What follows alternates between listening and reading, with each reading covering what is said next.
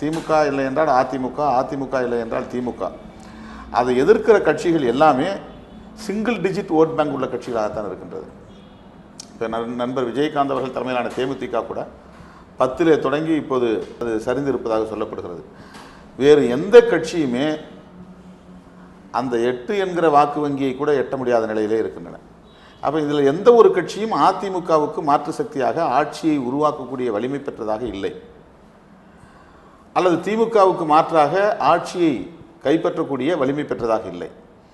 அடுத்த முதலமைச்சர் நான் தான் என்று சொல்லிக் கொள்கிற அத்தனை பேருமே 1% 1.5% வாக்கு வங்கி உள்ளவர்களாகத்தான் இருக்கிறார்கள்.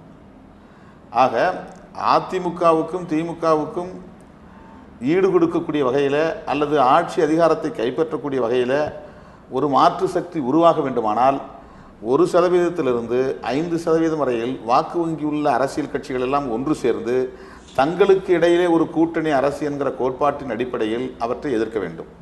அல்லது திமுகவோ அதிமுகவோ நாங்கள் கூட்டணி அரசுக்கு தயாராக இருக்கிறோம், எங்களோடு சேருகிறவர்கள் சேரலாம் என்று அவர்கள் முன்மொழிய வேண்டும்.